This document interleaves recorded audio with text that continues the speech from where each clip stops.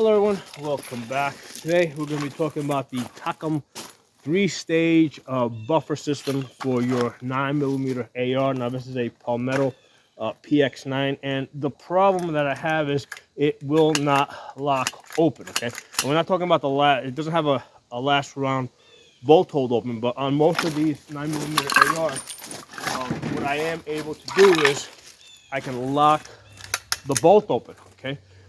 So you know, and now this has the the more standard buffer spring. It comes with a 4-ounce buffer weight, although I've upgraded it to an 8-ounce, which makes it work better. Now I did remove the stock. The reason why I did that is because I wanted to measure out and verify that both of these buffer tubes are the same length. So they're both 6 5/8. Okay, 6 inches and 5/8 from the base plate back. Okay, so I put the stock back on there now, but I wanted to make sure that there was not a difference in the tube length, because they do make larger tube lengths. And somebody has advised me to actually just get a longer tube, so that on this TACCOM system it will have more room to come further back. I did a prior video on this buffer system, and TACCOM, the company, in the comments, they told me that if I remove the buffer pad, it will allow it to come further back. Now, I did try it, right? The first time I tried it, it didn't work for me.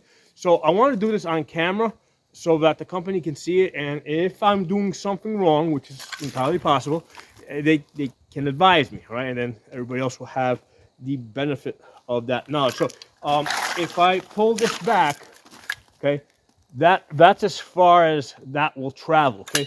Versus on this one, right, it comes all the way back. So that's a difference, I think, of 1.5 inches, right? So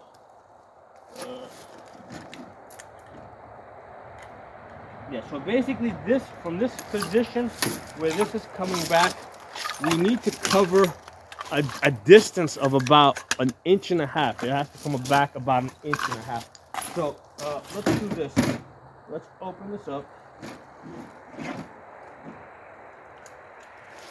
And what I'm going to do is,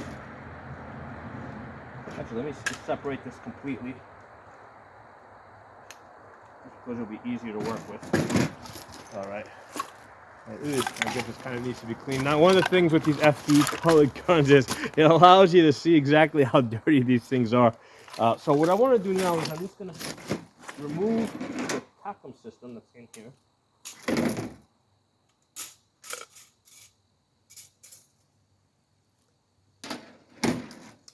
Okay, and I think that this is the pad that they were talking about. But before I do that, I just want to put in a regular spring with a 3-ounce buffer weight and just make sure that it locks back, that there's nothing wrong with the gun, right? With the system, you know, the way it's normally supposed to work. Because I want to make sure that I'm not working against the impossible here. So let's close this up, close the pins. Okay, and sure enough, this comes all the way back to lock back. You know, I mean, to the point where I can lock it back, and then it actually travels further back a considerable. I mean, from the lock back position, it looks like it will travel back like almost 1 inch behind that. So the room is there. Okay. So let's take this apart.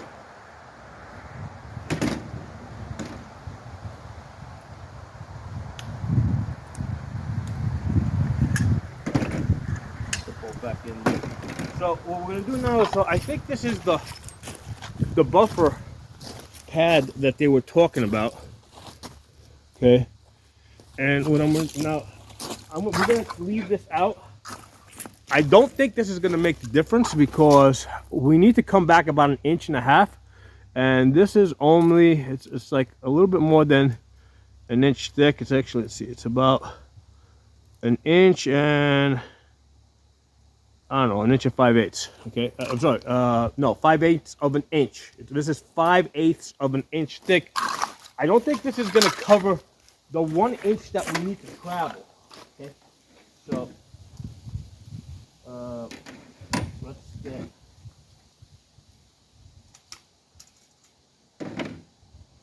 get this out of there. So much of the roll around. Okay, so we're gonna leave out this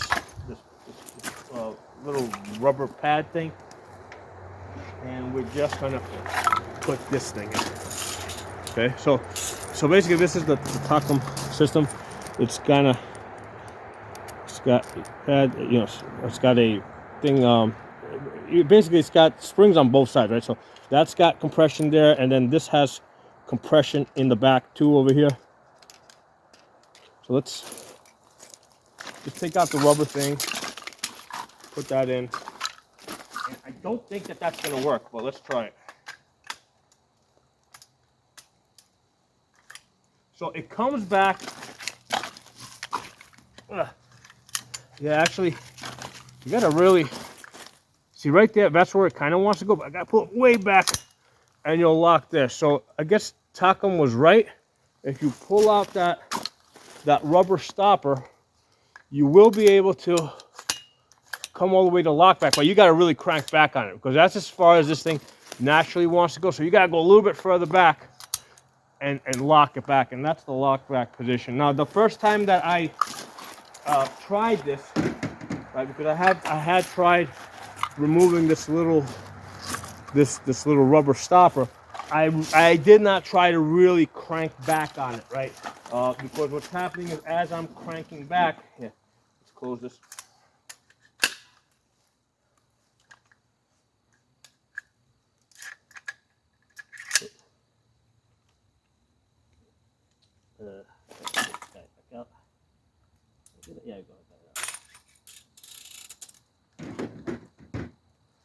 So as I'm cranking back, right, because this side over here compresses very easy, but it's this side over here has the tougher spring on this side.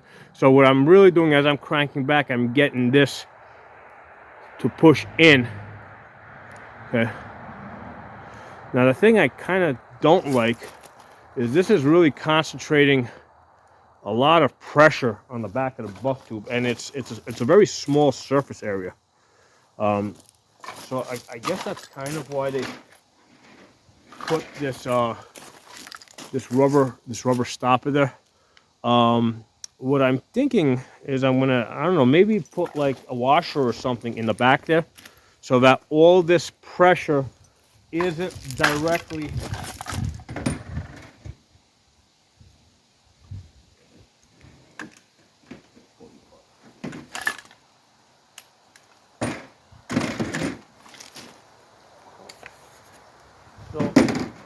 I don't love the idea of all that concentrated pressure, right, of this being directly on the back of this aluminum buffer tube. So I think I can kind of put like a washer in there or something. Like obviously it would have to be the diameter of this tube to kind of spread that out a little bit. So there's an idea for you guys, or maybe just cut out a piece of rubber. Yeah, just so that it doesn't have that pressure in the back of the buffer tube. But anyway, as you guys can see, the company is right. It does work. If you pull out this little rubber pad over here, it will allow it to come all the way back. All right, but you gotta crank back. And I didn't realize that the first time. I had actually seen people advise that somewhere on the internet or one of the videos maybe. I had seen people advise that, but they didn't advise that you really got to crank back and get those springs to compress in order for this TACCOM buffer system to lock back. Okay, so now we know that it does. It's just you got to crank back on it once you remove this buffer pad. And I'm gonna upload this video and put it in the heading so that people looking this up will be able to find it. But yeah, it does work the way that TACCOM says it works. Remove the buffer pad and you'll be able to lock back this TACCOM buffer weight system. Thanks for watching. I'll talk to you all soon. Drop some comments below. If you're not a member of the channel, subscribe. All right, everyone. So this is the solution that I came up with. I wanted to show it to you guys. Took a piece of leather, and I basically traced out the circle. What I did is I just took this piece, put it on there, and just basically circled it, and then cut it out with a razor, and then just filed it down to get it just a little bit smaller.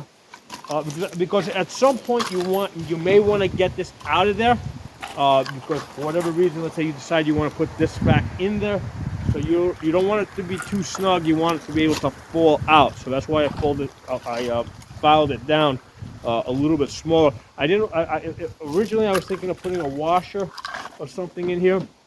The reason why I didn't put the washer is because again the washer needed to be a little bit smaller than the tube. So I didn't want it rattling around. So we're going to put this in there.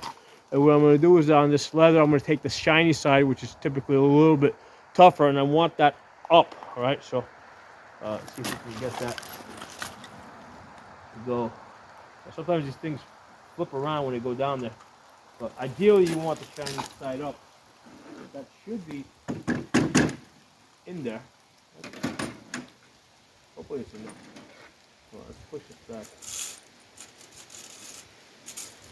Okay, so anyway, let me show you guys real quick the TACCOM system so you guys know what it looks like. So you've got this piece here, you've got an internal spring, and then you got this thing that sticks out. So basically that goes in like that, comes out the bottom, spring goes in, and then that. So this is like a soft cushion there, and this is like a hard cushion. So now we're gonna put this in like this, and hopefully that piece is flat down there, but it should be flat. Actually, let me get a flashlight and look. Give me a second. Pause the camera and get a flashlight and look there. See what's going on down there before I... Hold on. All right, so got me a little rifle light here. Let's take a look down there. Yeah, that's flat down there. And it is shiny side up, so that's going to be perfect. All right, so let's get this in there. All right, put this gun together and see if we will go to lockback. Oops. Move forward.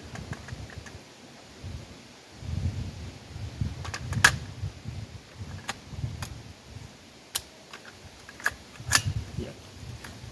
And that's it, goes to lockback. I'm happy, I'm a happy customer now. So yeah, that little piece of lever did the trick. So that will give you that extra little piece of, because there's got to be a reason why they put this buffer pad in there, right? It must have been beating up the back of the buffer tube. So let's put something in there. The leather's probably, you know, I think that was something like a, show you the thickness of the lever. I don't know, something like maybe 6 ounces, 8 ounces. Something like that. So that leather is going to function as a cushion to absorb the impact, you know, that spike that's kind of sticking out the back. But yeah, that did the trick. It took me, I don't know how long to get this figured out, but yeah, now I'm going a lot back. I was considering getting a slightly longer buffer tube. I looked it up, it was like $30. Maybe I'll still get it, I don't know. But this is working. This does the job. So I'll talk to y'all soon. Hope you guys enjoyed the video.